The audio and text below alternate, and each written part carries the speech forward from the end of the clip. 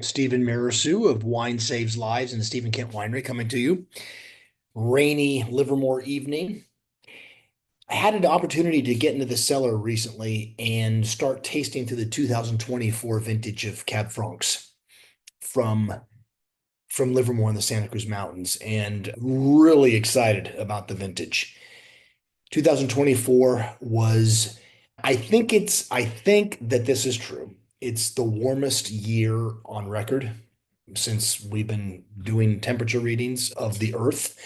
And it was a very warm vintage in Livermore as well, in California, from a winemaking standpoint. It didn't have the extreme temperatures that we saw in 2022 when around Labor Day weekend, which is typically the warmest part of the year for Livermore. And usually we'll have 3 or 4 days before and including parenthetically wrapped around Labor Day that are in the 100 plus temperature range for those days in a row. In 2022, we were 108 plus for about 8 days in a row. There was this heat dome that settled over Livermore Valley and really served to totally choke off the vintage at that point in time. It took a couple of weeks actually of fairly intense watering and lower temperatures to get the vines to start photosynthesizing again.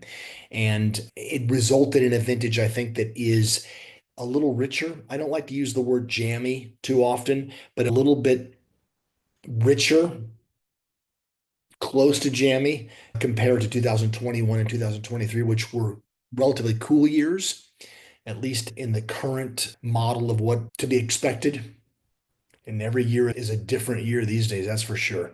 Not like it was 20 years ago. 24 didn't have those temperature spikes that 22 had, but it was a warm vintage, characterized by the fact that in 2023, we harvested fruit about a month later than we did in 2024. Nonetheless, we were able to get relatively moderated fruit from a sugar standpoint in 24, which helps to start the winemaking process off. 2024 was important for us from a Cab Franc standpoint in that a new vineyard called Morganson Family Vineyard, which is located about a mile or so east of where we make our wine and about 2 miles west of Gilmedi Vineyard, which really is the kind of hallmark spot in Livermore in that it's in the eastern foothills.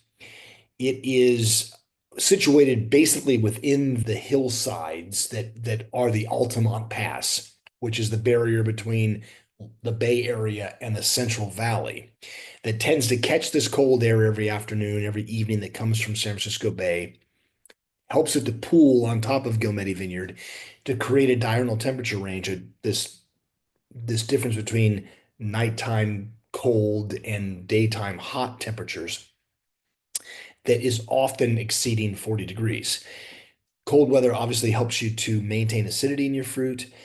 The windy aspects of that particular vineyard are important, I think, for the future of Cab Franc and Livermore, are important for Livermore Valley as a whole, in that we get these very small increments of sugar production at that vineyard, especially when we get into September. Typically harvesting mid-November from the site.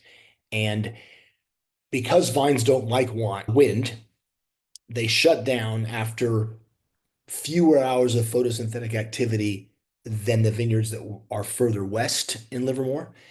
So you get only a tiny bit of sugar being accumulated in the fruit each day.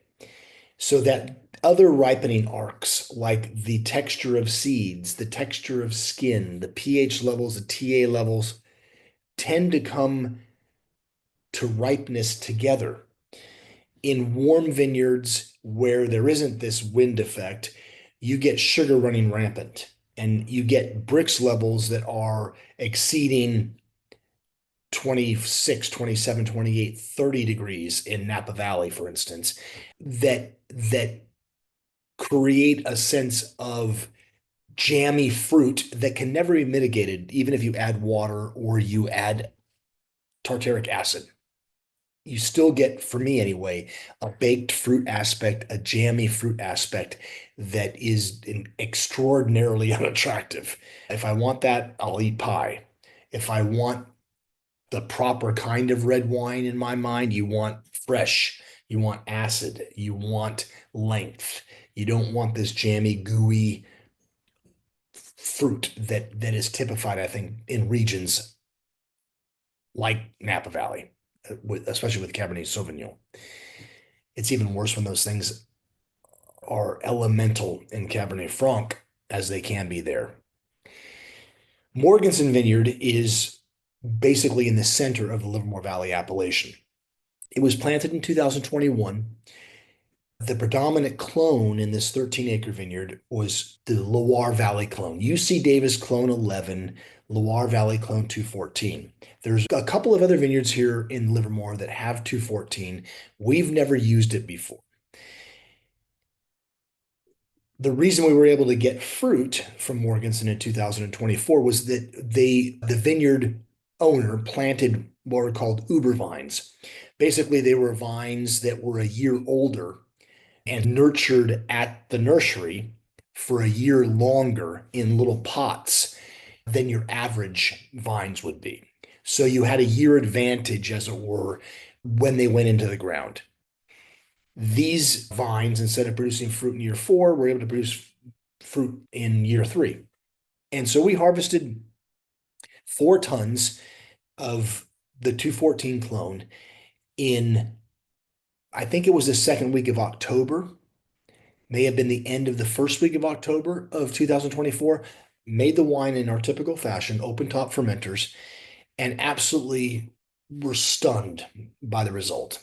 Stunned by the fact that the wines were, that this particular wine, and it was fermented in, I think, 3 different 1.5 ton fermenters, open top fermenters, was comparatively gigantic. Amazing tannin, had that root veg radishy beet quality that is very typical of Chinon and Semur Champagny. Had a really gorgeous color, rich hue to it, that a little bit different than the color, the less saturated color that you would get from Gilmedi Vineyard and Saccal Vineyard, for instance, one of its sort of neighboring vineyards in the central part of the valley. We decided after the wine was dry, though it had not been put into wood yet, that we needed more. So we harvested another 10 tons about 2 weeks later and got more of the 214 clone. The wine is also beautiful, not quite as intense in terms of structure and flavor as the first pick from the site. And then we got some of what is UC Davis clone 4 or Ontov clone 332, the same clone at Gilmedi that we had the owner plant for us as well. Extraordinarily excited about this vineyard. I think that as we look forward and we look to clonal material vineyards that may end up being flagship sites for us, especially when we're looking at L'Autre Côte, our flagship Cab Franc, or looking at Lineage, which is our flagship left bank style wine, that this particular block of fruit may end up being a game changer in terms of adding some heft to the wine without adding alcohol and without adding or without needing new oak and that sort of thing. The wine is beautiful. It's aging in puncheon right now. I think we'll probably end up moving it out of the 3 puncheons that it's in. A puncheon is a 500-liter barrel, 132 gallons versus the typical 59-gallon barrique that we're all familiar with. And taking it out of the current puncheons relatively soon because they're relatively young, so relatively new. They're, I think, giving over some wood that we don't want to have long term. So we'll move them into neutral puncheon so that we're able to maintain the fruit and the herbal quality in these wines that are, I think, a hallmark of the Cab Franc that we want to produce, and a hallmark of the Cab Franc that I think should be made. Cab Franc is a grape of fruit. It's a wine of fruit. It's a wine of savory herbs. It's not a wine of extraction. It's not a wine of over oaked quality. It's a wine that celebrates its herbal quality. It celebrates those kind of in a flight of fancy and those sort of secret garden-esque kinds of aromatics, dried sage, dried bay leaf, smoked chilies, roasted chilies. Celebrate the fond at the bottom of the pan of a perfectly cooked piece of meat, I think, without that meaty quality. So this site in particular is the most exciting site thus far in 2024. The Gometi Vineyard wine, Cab Franc, is showing beautifully as well, I think. It's a wine that is certainly a little bit richer than its version in 2023, but it also, I think, is typical of its site in that it shows redder fruit than you get from Morganson, and it shows a complexity of aroma and a complexity of flavor that has thus far over the last 15 years that we've been making wine from Gilmeti, maybe even longer than that, that is as pure a version of Cab Franc as we can make in Livermore up to this point anyway. 2024 may be one of those years that we look back on and say, that was the year. The Morganson Vineyard was the site that elevated Cab Franc from the Stephen Kent winery, and then consequently Cabernet Franc from the Livermore Valley into something varietally affirming and varietally defining. Those are our goals for our Cab Franc program at Stephen Kent. It's not just to make really nice wine. It's certainly that. It's certainly primarily to make as good a Cab Franc as can be made in California, in the US. But it's also, I think, to prove a point about how things ought to taste. I'm always reluctant to say this kind of stuff because every winemaker has her own vision, his own vision about what is appropriate for a site and appropriate for a variety. But for the 30 years of my winemaking career, Livermore Valley has always been in the shadow of other appellations, especially Cabernet Sauvignon dominant appellations, where the winemaking style has been proscribed by outside sources. And in order to gain advantages from a commercial standpoint, the wines have tended to become more homogeneous and have become more extracted and have become higher in alcohol than the style of Cabernet Sauvignon that was made 30 years ago, which showed all the glory and ageability that Cabernet has been able to show in the US for the last 50 or 60 years. Cabernet Franc, as a Bordeaux variety, tends to get shoved into this sort of Napa basket sometimes that is especially harmful to a grape like Cabernet Franc, where the spiritual home and the models for purity and beauty and complexity and litheness and aliveness are Loire Valley. They're not Bordeaux. And when California emulates high extraction and a lot of new oak for a variety like Cabernet Franc that doesn't deal with that, it puts Cabernet Franc as a variety in a really bad position. It creates barriers, I think, to acceptance by a larger number of wine drinkers so that while the producers who are making wine, that wine in that style are really more after, I think, commercial and critical acceptance, and in my mind, sameness, putting it in a Napa Valley envelope, as it were, the people who might gravitate toward Cabernet Franc as a more interesting and more delicious variety than Cabernet Sauvignon get caught up in that pursuit of